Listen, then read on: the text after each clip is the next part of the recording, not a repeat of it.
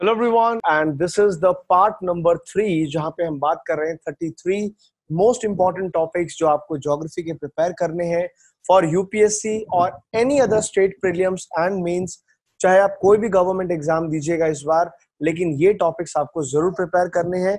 जो टॉपिक्स मैं आपको बताने वाला हूं they are from my book जो है Disha 365 general studies paper 1 and current issues. इसके अंदर ज्योग्राफी के जितने इंपॉर्टेंट टॉपिक हैं जिनके सबसे ज्यादा आने की उम्मीद है उनको मैं आपको बता रहा हूँ। 22 टॉपिक्स हम ऑलरेडी बता चुके हैं और इस पार्ट नंबर 3 में I am going to tell you another 11 important topics. Okay, so the next topic जो आपको प्रिपेयर करना है for your exam that is topic number 23। वो है retreat of the glaciers in Ladakh. देखो यार, क्लाइमेट चेंज के रिलेटेड जितने भी टॉपिक्स आप प्रिपेयर कर सको उतने ही अच्छी बात है। तो यहाँ पे रिसेंटली एक पर्टिकुलर ग्लेशियर जो न्यूज में रहा है दैट इज पेनसिलुंगपा ग्लेशियर जो है लद्दाख का। ये काफी ज्यादा न्यूज में रहा। ये एक्चुअली जस्कर वैली का पार्ट है और न्यूज ये आई थी कि ये रिट्रीटिंग यहाँ पे शो हो रहा है, रिट्रीट शो हो रहा है। रिट्रीट का मतलब है कि ग्लेशियर जो है वो धीरे धीरे ज्यादा पिघल रहा है। ग्लेशियर का रिट्रीट का मतलब है ग्लेशियर का मेल्ट होना और ग्लेशियर की जो भी स्नो लाइन होती है वो स्नो लाइन धीरे धीरे कम होती रहती है, पीछे को चलती रहती है। अब आप इमेजिन कीजिए ये आपका माउंटेन है और यहां तक ग्लेशियर हुआ करता था। अगर धीरे धीरे करके ग्लेशियर वापस चला जाए, धीरे धीरे इसका ग्लेशियर कम हो, इसको कहते हैं रिट्रीट ऑफ द ग्लेशियर। और ऐसा क्यों हो रहा है? वेरी ऑब्वियस, एक ही जो सबसे मेन रीजन है दैट इज क्लाइमेट चेंज। सबसे इंपॉर्टेंट रीजन है जिसकी वजह से आपका टेम्परेचर यहाँ इंक्रीज हुआ है। और दूसरा है decrease in precipitation during the winter. देखो, आपको मैंने बताया था ये जो हमारे इंडिया में सर्दियों के अंदर जो बारिश आती है जिसको हम कहते हैं वेस्टर्न डिस्टर्बेंसेस। अगर वेस्टर्न डिस्टर्बेंसेस नहीं होंगी, सर्दियों में बारिश नहीं आएगी, तो ग्लेशियर्स को रिजुविनेट होने का मौका नहीं मिलता। और इस बार वेस्टर्न डिस्टर्बेंसेस के कम आने की वजह से जो लद्दाख के जस्कर वैली के मैक्सिमम जो ग्लेशियर्स हैं वो रिट्रीट शो कर रहे हैं, लॉस ऑफ ग्लेशियर्स हो रहा है। और आप इसका इंपैक्ट समझे, जब एक ग्लेशियर रिट्रीट होता है, ग्लेशियर रिजुविनेट ना हो पाए, इसका मतलब आप समझिए क्योंकि फ्रेश वाटर की भी कमी आपको देखने को मिलेगी, because ultimately glaciers are the source of the fresh water. ये टॉपिक आप प्रिपेयर करेंगे, इसमें जितनी इंपॉर्टेंट आपकी फाइंडिंग्स हैं वो आप पढ़िएगा। स्पेसिफिकली जो कुछ इंपॉर्टेंट फैक्ट्स हैं वो इंपॉर्टेंट फैक्ट्स आपको पढ़ने हैं। ये जो ग्लेशियर हमारा न्यूज में है, ग्लेशियर जो है पेंसिलुंगपा ग्लेशियर, इसके बारे में आप अच्छे से प्रिपेयर करो। जस्कर वैली के बारे में आपको पता होना चाहिए। लद्दाख वैसे भी आर्टिकल 370 के बाद से ज्यादा न्यूज में है, तो इसके ज्योग्राफिकल पॉलिटिकल ये एस्पेक्ट्स भी आपको ध्यान में रखने हैं। तो एक सबसे इंपॉर्टेंट बात है, जो ये लद्दाख रेंजेस हैं इसके आसपास ये सारी ट्रांस हिमालय की रेंजेस होती हैं, चाहे वो काराकोरम है, लद्दाख है, जस्कर है, ये सारे जो रेंजेस हैं इनको आप प्रिपेयर करना ऑन द मैप। और सबसे इंपॉर्टेंट है यहाँ पे आपको ऐड करना होगा इंपॉर्टेंस ऑफ ग्लेशियर्स। हमारे ह्यूमन लाइफ में ग्लेशियर्स की क्या इंपॉर्टेंस है, एनवायरमेंटली क्या इंपॉर्टेंट है, इकोनॉमिकली इसकी क्या इंपॉर्टेंस है, ये वाले पॉइंट्स आप ऐड ऑन करेंगे। और क्या कुछ इसमें हम कर सकते हैं, क्या इसमें कुछ वे फॉरवर्ड है, कोई सॉल्यूशन अगर आप इसका ऐड ऑन कर पाए तो that topic is going to be very very important. Next topic पे चलते हैं, question number 24, topic number 24 sorry. यहाँ पे एक बहुत ही इंटरेस्टिंग स्पेशली प्रीलिम्स के लिए आपका एक टॉपिक है मून्स वॉबल इफेक्ट। देखो मून, हम अर्थ वॉबल के बारे में तो हमने पढ़ा है। अर्थ वॉबल, जो हमारी अर्थ होती है, जब भी अर्थ रोटेट करती है, अर्थ की रोटेशन हमेशा चैंडलर वॉबल उसको कहते हैं। चैंडलर वॉबलर में क्या होता है, चैंडलर वॉबलिंग जो होती है, तो अर्थ रोटेट करते करते वाइब्रेट करती है, वाइब्रेशन के साथ रोटेट करती है। अब यहाँ पे मून के अंदर भी ऐसा सेम वॉबल इफेक्ट देखा गया है और ये न्यूज में काफी ज्यादा न्यूज में आया है, बिकॉज जो यूएस कोस्ट लाइन है they will face increasing flooding in the mid 2030। एक रिपोर्ट ने एक बहुत ही भविष्यवाणी की है कि 2030 के बाद यूएस की कोस्ट लाइन पे बहुत बड़ी मात्रा में फ्लडिंग होगी, बहुत ज्यादा फ्लडिंग आएगी due to regular lunar cycle called the wobble effect. It will magnify the rising sea levels caused by the climate change. Moon का इफेक्ट टाइडल इफेक्ट भी होता है। जो मून है, मून का ग्रेविटेशनल पुल जो है अर्थ के ऊपर 2/3 जो टाइड्स हैं उनके लिए रिस्पॉन्सिबल होता है। मून की ग्रेविटी काफी इंपॉर्टेंट रोल प्ले करती है और इसका इफेक्ट यूएस की कोस्ट लाइन पे। तो इसमें आपके लिए जो टॉपिक्स आपको प्रिपेयर करने हैं इस टॉपिक से रिलेटेड, आखिर ये मून का वॉबल है क्या, इसको बहुत अच्छे से प्रिपेयर करना। ये बहुत ही नया टॉपिक है और नया कॉन्सेप्ट है, न्यूज में है, तो प्रीलियम पे डायरेक्टली आपका क्वेश्चन आएगा। अब आपको ये भी प्रिपेयर करना है कि मून की वॉबलिंग का हमारे अर्थ के ऊपर क्या क्या इम्पैक्ट होगा। ये वन ऑफ द इम्पैक्ट है, और भी इम्पैक्ट्स हैं जो आपको प्रिपेयर करने हैं। और कैसे मून वॉबल का क्या कनेक्शन है, is there any connection between moon's wobble and the climate change. ये जो टॉपिक्स मैं आपको मार्क करा रहा हूं भाई, इनमें से एग्जाम में बहुत कुछ आने वाला है, तो आप इनको बहुत अच्छे से प्रिपेयर करके जाइएगा। नेक्स्ट जो हमारा टॉपिक है, topic number 25, that is the heat dome. Heat dome के बारे में तो आई एम श्योर आप सबको अच्छे से पता होगा। ये जितना ज्यादा न्यूज में रहा है, इसका तो नॉर्थ अमेरिका और सदर्न यूरोप में इस बार तो सबसे, मैं कहूंगा, मोस्ट प्रोबेबल जो टॉपिक है that is the heat domes. तो आखिरकार ये मैंने मेरी बुक में पूरा एक्सप्लेन किया हुआ है कि एग्जैक्टली हीट डोम है क्या, जो सारा कॉन्सेप्ट है हीट डोम का, पूरा कॉन्सेप्ट और इसके इफेक्ट्स, ये समझ लो। ये तो एक ऐसा टॉपिक है जो प्री और मेंस दोनों में आपसे पूछा जा सकता है।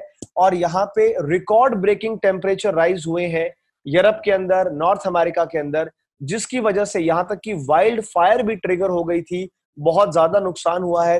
ये जो पूरा कॉन्सेप्ट है, कनाडा यूएस ने सबसे ज्यादा मार झेली है इस बार हीट डोम की। हीट डोम बनता कैसे है, प्रेशर का क्या रोल है, ये पूरा डायग्राम आपको हेल्प करेगा समझने में इस टॉपिक के बारे में।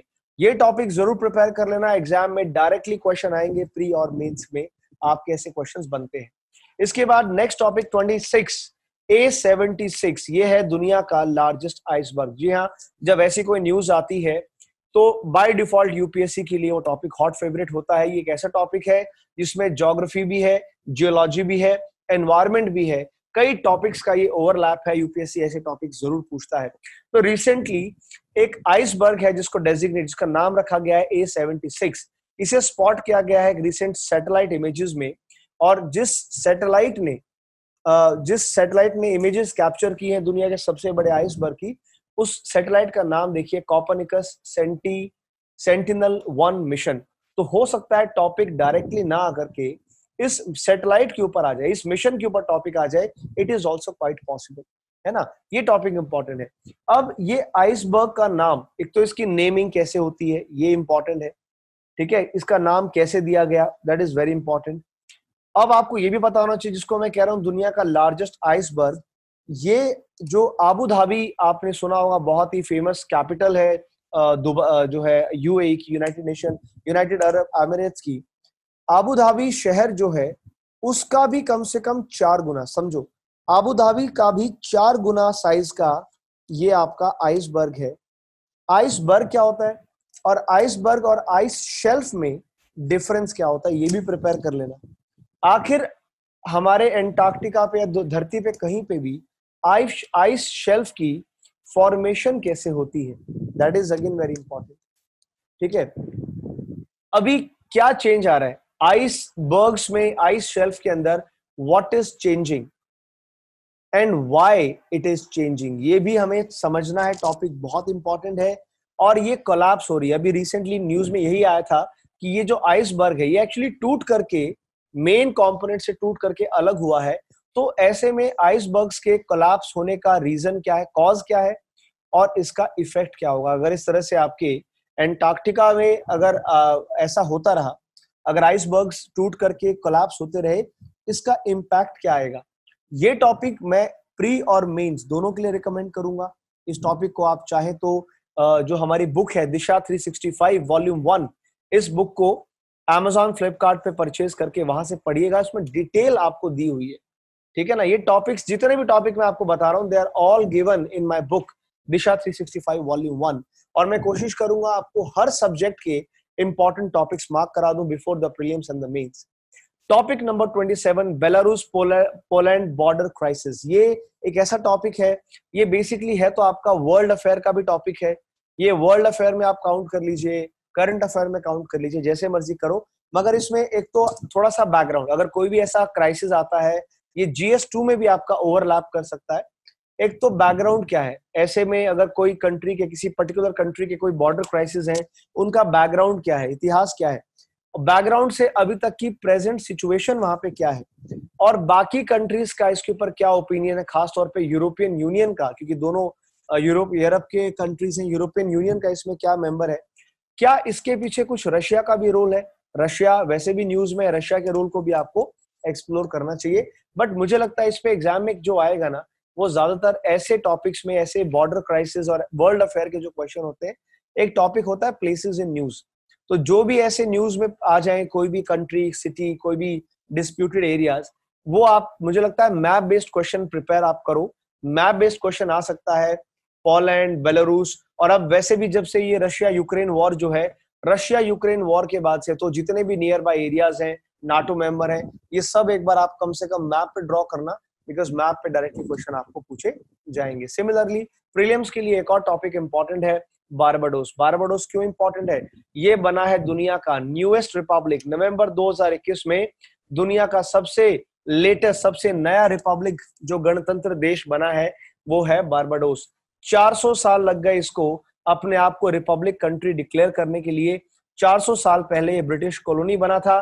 फाइनली ब्रिटिश कॉलोनी का यहाँ पे रूल खत्म हुआ और अब जाकर के बारबाडोस बना है रिपब्लिक। इसके बारे में डिटेल पढ़िएगा, थोड़ा सा इसका बैकग्राउंड क्या रोल रहा है यहाँ पे, जो भी एक हिस्टोरिकल बैकग्राउंड यहाँ पे इंपॉर्टेंट है। बड़ी इंटरेस्टिंग सी स्टोरी है, आप चाहें इसको जरूर पढ़िएगा।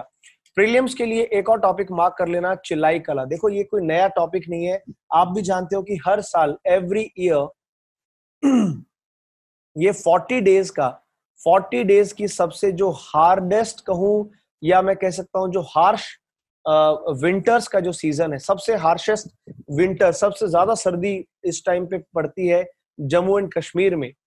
तो ये कश्मीर में, स्पेशली कश्मीर वैली का, ये 40 दिन का सबसे खतरनाक सर्दी का सीजन है, जो शुरू हो जाता है 22 दिसंबर के साथ में। जैसे ही आपका विंटर सॉल्स्टिस आता है, विंटर सॉल्स्टिस के भी बेसिक्स पढ़ के जाइएगा।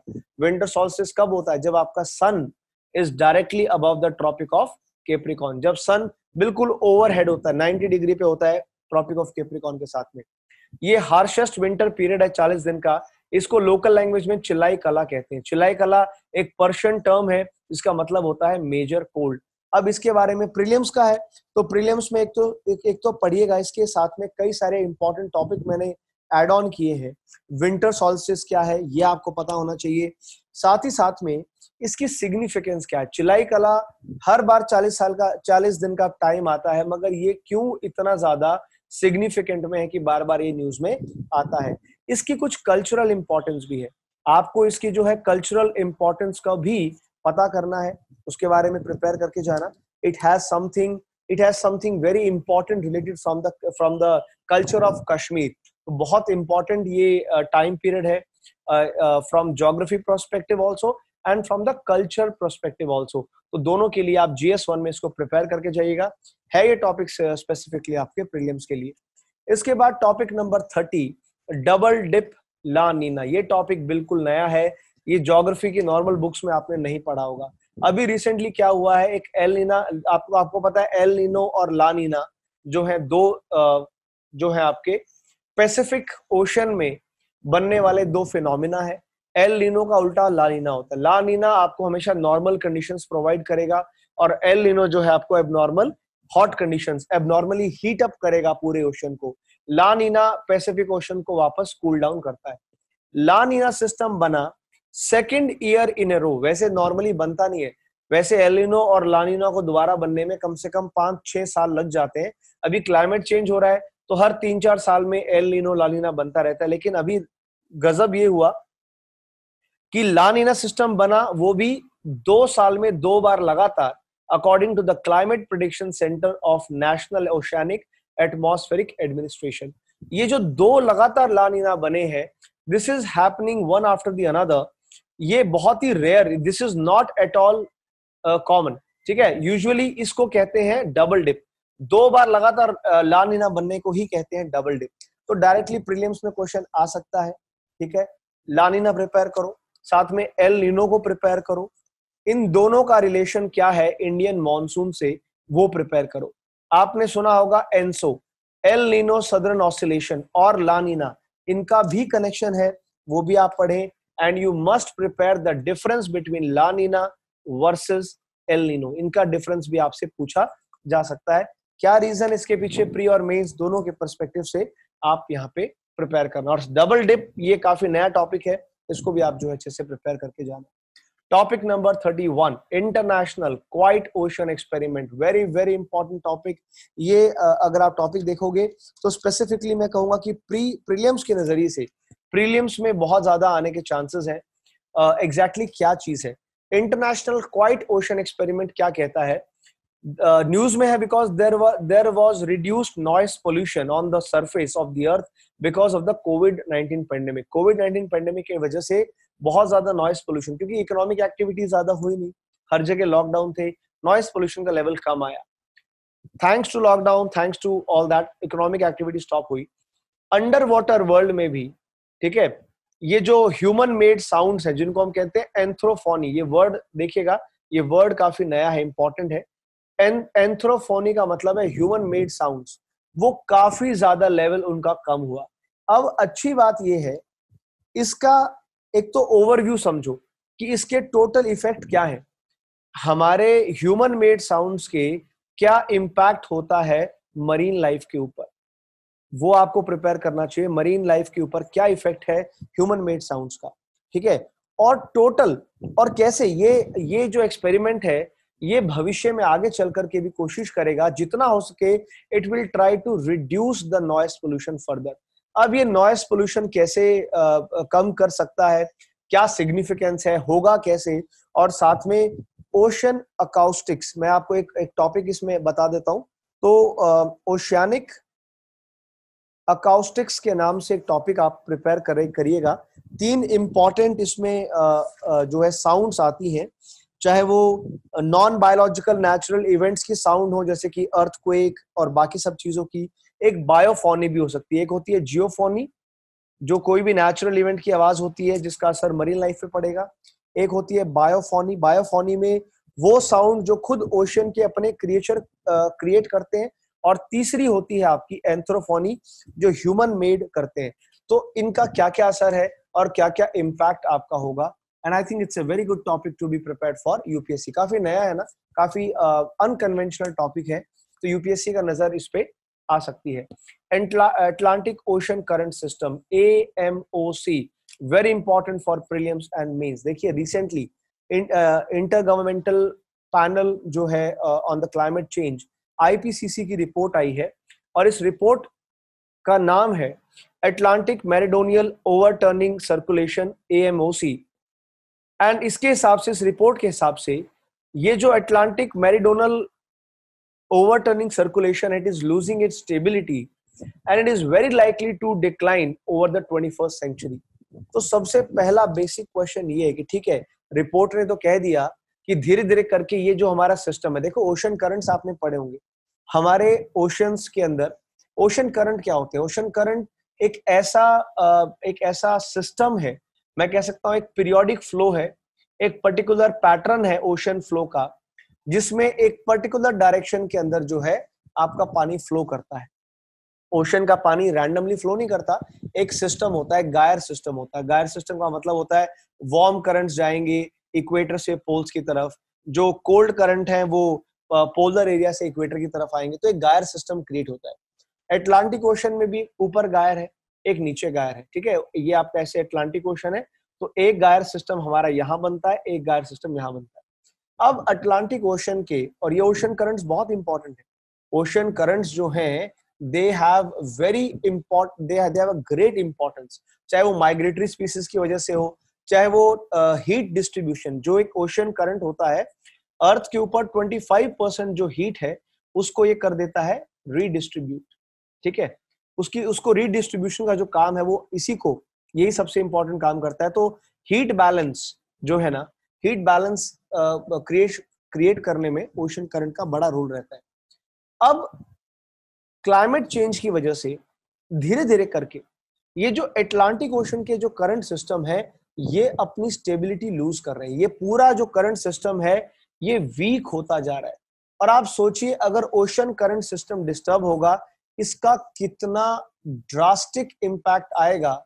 सबसे ज्यादा असर आएगा मरीन लाइफ के ऊपर। मरीन लाइफ जो है वो बहुत ज्यादा डिपेंड करती है। ओशन करंट्स की वजह से न्यूट्रिएंट्स का एक्सचेंज होता है। मरीन लाइफ की न्यूट्रिएंट्स जो है वो इनकी वजह से आती है। जहां पे भी आपके वार्म ओशन करंट और कोल्ड ओशन करंट मिलते हैं, वहां पे सबसे ज्यादा न्यूट्रिएंट्स का एक्सचेंज होता है। आपको वहां पे मिलते हैं प्लैंकटन्स। प्लैंकटन्स जहां मिलेंगे वहां पे आपकी फिशेस होती हैं। दुनिया के बेस्ट फिशिंग ग्राउंड्स वहीं पे बनते हैं। तो ओशन करंट्स का अपना बहुत ज्यादा इकोनॉमिकल वैल्यू है, बहुत ज्यादा एनवायरमेंटल या इकोलॉजिकल वैल्यू है, और ज्योग्राफिकल वैल्यू भी बहुत ज्यादा ओशियानोग्राफी में बहुत इंपॉर्टेंस रखते हैं। वन ऑफ द मेन जो है ओशन मूवमेंट का पार्ट है। ओशन वाटर की जो 3 मूवमेंट है उसमें एक बहुत ही मेजर मूवमेंट का पार्ट है ओशन करंट। अगर ये किसी ना किसी तरह से ये अटलांटिक के ओशन करंट्स वीक हो रहे हैं तो ये बहुत ज्यादा हमारे लिए चिंता की बात है। इसके क्या क्या इम्प्लीकेशंस होने वाले हैं, आप प्रिपेयर जरूर करना। थोड़ा सा इसका बैकग्राउंड कि क्या क्या हो रहा है, कैसे कैसे हो रहा है, इसको प्रिपेयर करना। और क्या रीजन है, रीजन क्या है इसके पीछे, रीजन ढूंढिए। What are the reasons behind the slowdown of the AMOC। ये टॉपिक्स ऐसे हैं भैया, मेंस और प्री आपके लिए बिल्कुल 110% क्वेश्चन आने वाले। लास्ट टॉपिक जो है आपका टॉपिक नंबर 33, जिसको मैं रिकमेंड करना चाहूंगा, वो है कोरल रिस्टोरेशन।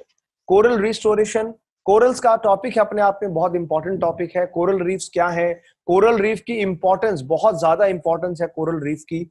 और अब रिसेंटली बहुत बड़े मैसिव स्केल पे कोरल्स को रिस्टोर करने की कोशिश कर रहा है जियोलॉजिकल सर्वे ऑफ इंडिया और साथ में गुजरात का फॉरेस्ट डिपार्टमेंट। आपको पता होगा कोरल्स को रिस्टोर करने के लिए एक बहुत ही नई टेक्निक जो है वो यूज की जा रही है, उसको कहते हैं बायो रॉक टेक्निक। आखिरकार बायो रॉक का मतलब है मिनरल एक्रीशन टेक्नोलॉजी।